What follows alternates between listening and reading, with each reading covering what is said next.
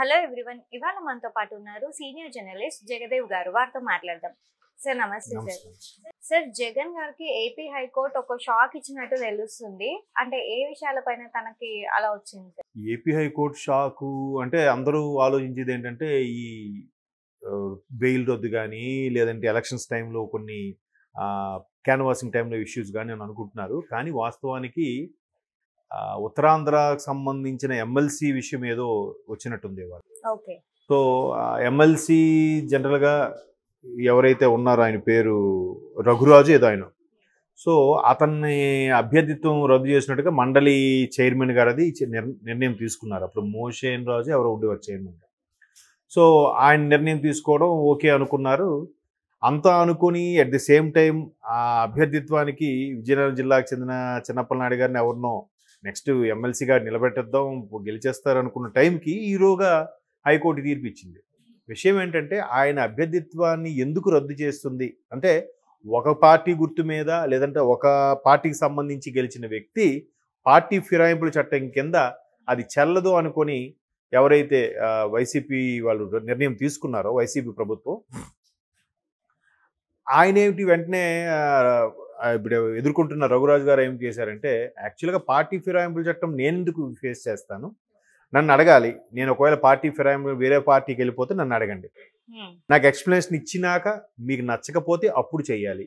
And more over రెండో point, నేనైతే party మారలేదు, పార్టీ మారినట్టు ఎక్కడ ప్రకటించలేదు. కేవలం అతని భార్య టీడీపీ తీర్థం పుచ్చుకోవడం వల్ల ఇతని పైన ఆ నిర్ణయం తీసుకున్నారు మండలి చైర్మన్ గారు, మండలి అంతా కలిపి. బట్ అది 2021లో ఎప్పుడు ఆయనకి ఇచ్చినట్టున్నారు. అంటే ఎమ్మెల్సీ 6 years కాబట్టి 2027 వరకు ఇంకా ఛాన్స్ ఉంది. సో అతని భార్య టీడీపీ తీర్థం పుచ్చుకుంటే ఇతనికి అనర్హత వేటు ఎందుకు వేశారు? ఇతను ఎక్కడైనా స్టేట్మెంట్ ఇచ్చాడా? ఇతను ఎక్కడైనా పార్టీ మారుతున్న నిర్ణయం తీసుకున్నాడా? లేదా ఇక్కడ ఏదైనా మీకు మీ పార్టీకి సంబంధించి ఏవైనా ఎదురు తిరగడం అలాంటివి ఏమైనా చేశాడా అన్నట్టు రకరకాల కోణాల్లో చర్చలు వాదోపవాదాలు నడిచిన తర్వాత హైకోర్టు ఈ విధంగా నిర్ణయం తీసుకుంది. అది షాక్ అంట. షాక్ మెయిన్ అది షాక్ కాదులేమ్మా. జనరల్గా ఈ గోదావరి జిల్లాలు కృష్ణా గుంటూరుకు సంబంధించి కూడా ఎమ్మెల్సీకి సంబంధించి మేము పోటీ చేయట్లేదు పట్టభద్రుల ఎమ్మెల్సీకి సంబంధించి అని పేరు నాని గారు అంబటి రాంబాబు గారు కలిసి ప్రెస్ మీట్ పెట్టారు. అలా ప్రెస్ మీట్ పెట్టినప్పుడు ఇదేంటిది వీళ్ళు ప్రెస్ మీట్ పెట్టారని చూస్తే మా నాయకుడికి మేము వివరించాం, ఇక్కడ ఎన్నికలు సజావుగా సాగే పరిస్థితి కనిపించటం లేదు. అండ్ మోర్ ఓవర్ కూటమి అందరినీ పోలీసుల్ని అధికారుల్ని వాళ్ళు గుప్పిట్లో పెట్టుకుంది, మాకు సజావుగా సాగుతున్న నమ్మకం లేదు. ఇదే విషయాన్ని మా అధినేత జగన్మోహన్ రెడ్డి గారికి కూడా తెలియపరిచాం, ఆయన దీని మీద యాక్సెప్ట్ చేశారు, అందుకు మేము ఎన్నికల నుంచి విత్డ్రా అవుతున్నాం అని చెప్తున్నారు. ఈ వీళ్ళే చెప్పినా జగన్మోహన్ రెడ్డి గారు యాక్సెప్ట్ చేసే పరిస్థితి ఎక్కడుంది? జగన్మోహన్ రెడ్డి గారు సొంత నిర్ణయమే కదా, మంత్రులు చెప్పింది కూడా వినరు. మాజీ మంత్రులు, ఇప్పుడు మాజీ మంత్రులు, ఒకప్పుడు పదవిలో ఉన్నప్పుడు ఎవరి మాట వినేవారు కాదని కూడా మనం చాలా వార్తల్లో చూసాం. సో ఇప్పుడు ఈ నిర్ణయం ఎందుకు తీసుకున్నారంటే అసలు విషయం కూటమి ప్రభుత్వం ఈ విధంగా నడిపిస్తుందని కాదు, అసలు వీళ్ళకి అభ్యర్థులు లేరు. ఎమ్మెల్సీకి పోటీ చేయగల అభ్యర్థులు ఎవరున్నారు? లేరు. మొదటిది పోనీ వీళ్ళు ఏరుకోరి ఎవరినైనా పెట్టినా గెలుస్తారని నమ్మకం లేదు. రెండోది, అంత ప్రయాసలు కోర్చి ఎవరు నిలబడతారు? నిలబడినా వైసీపీ తరఫున గెలిచే అవకాశం లేదు కాబట్టి ఒకళ్ళు పొరపాటుని గెలిచినా వాడి ఉపయోగం ఏంటి ప్రభుత్వం లేనప్పుడు? నెంబర్ 2. నెంబర్ 3, ఒక్కొక్కరుగా 11 సీట్లకే పరిమితమైన వైసీపీకి జనంలో ఎంత ప్రజాదరణ ఉందో, ఎంతగా గత ప్రభుత్వంలో ఎన్ని అరాచకాలు లేకపోతే ఎన్ని విషయాలు దారుణాలు జరిగాయో అందరికీ గుర్తుంది. సో ఈ నేపథ్యంలో ఒక్కొక్కరుగా జారుకుంటున్నారు పార్టీ నుంచి. సో జారుకోవడం, ఇంకొంతమంది దూరంగా ఉండడం, ఇంకొంతమంది స్తబ్దుగా ఉండిపోవడం, ఇంకొంతమంది ఎందుకు లేరా మన అసలు రాజకీయాలే వద్దురా అని చెప్పి బిజినెస్లు అవి చేసుకోవడం. ఇట్లాంటి నేపథ్యంలో అభ్యర్థులు ఎక్కడున్నారు? కార్యకర్తలు అయితే ఉన్నారు, నాయకులు ఉండాలిగా. కొన్ని వందల మంది లక్షల మంది కార్యకర్తలు నడిపించే నాయకులు పార్టీకి అవసరం. సో ఈ నేపథ్యంలో 2029లో జరగబోయే సార్వత్రిక ఎన్నికలకి, అంటే ఈలోకి జమేలి వస్తే చెప్పలేం, సార్వత్రిక ఎన్నికలు జమేలి రాకుండా సార్వత్రిక ఎన్నికలు వచ్చేలాగా ఉంటే నెక్స్ట్ 2029లో ఎవరెవరు అభ్యర్థులు అనేది కూడా వైసీపీకి ప్రశ్నార్థకంగా మారింది. అప్పటి వరకు పార్టీ మనుగడ ఏంటనేది కూడా ప్రశ్నార్థకంగా మారింది. ఎందుకు? సొంత తల్లి చెల్లి కూడా పార్టీని వీడు బయటికి రావడం, ఈ మధ్యన ఆస్తి తగాదాలు ఏవో బయటికి రావడం, వాళ్ళ మీద కూడా కొంతమంది వైసీపీ కార్యకర్తలు అసభ్యకరమైన వ్యాఖ్యలు చేయడంతో ఎవరనే తల్లి చెల్లిని కూడా వీళ్ళు వదలట్లేదే రాజకీయ పరంగా అని ఒక బ్యాడ్ అయితే వెళ్ళిపోతుంది కదా జనాల్లోకి.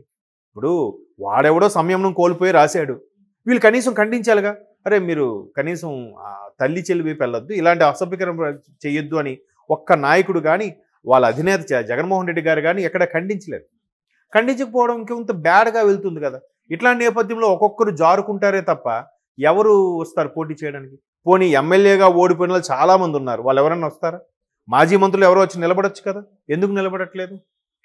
నిలబడి ఓడిపోయి పరాభవం చెందే కన్నా ఇట్లా ఊరికే స్టైల్గా చెప్పొచ్చు కదా, మాకు కూటమి మీద నమ్మకం లేదు, పోలీస్ వ్యవస్థ మీద సరిగ్గా ఎన్నికలు సక్రమంగా నిర్వహిస్తారని నమ్మకం లేదు కాబట్టి పోటీ చేయట్లేదని గంభీరంగా చెప్తున్నారు. అసలు విషయం ఇదని నా అభిప్రాయం. సో ఇప్పుడు ఆయన మీద అయితే విజయనగరం ఎమ్మెల్సీకి సంబంధించి రఘురాజు గారి మీద తీసుకున్న నిర్ణయం, అది ఆయనైతే పార్టీ ఫిరాయింపు అవ్వలేదు.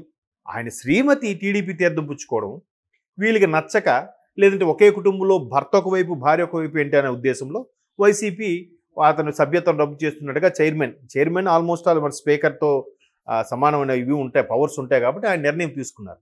దాన్ని సవాల్ చేస్తూ హైకోర్టుకు వెళ్ళడంతో ఏపీ హైకోర్టు అతని భార్య వెళ్ళింది కానీ ఆయన వెళ్ళలేదు కాబట్టి ఇది ఏ విధంగా నిర్ణయం తీసుకుంటారన్నట్టు కూడా చెప్పడం, అంటే 1 by 1 షాకులు. ఇప్పుడు అనిల్ కుమార్ యాదవ్ గారు, జోగి రమేష్ గారు లాంటి వాళ్ళు కూడా పార్టీ వేడుతున్నారు మాజీ మంత్రులు అనే వార్తలు కూడా ఆ మధ్యన చూసాం.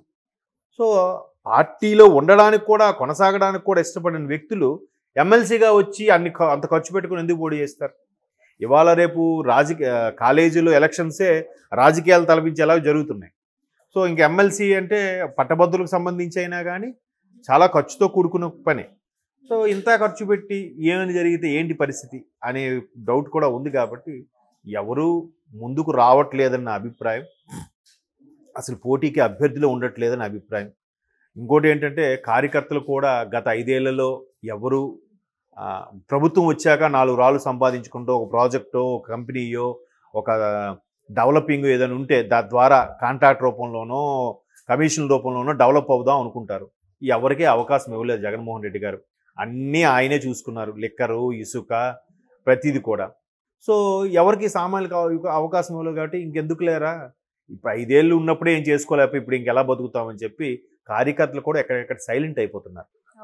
సో అందువల్ల అభ్యర్థులు లేకపోవడం అనేది కూడా నెక్స్ట్ 2029 వరకు పార్టీ మనుగడ ఏంటి అనేది ప్రశ్నార్థకమే. మేబీ ఇంకెలా ఉంటుందో చూద్దాం. Okay sir.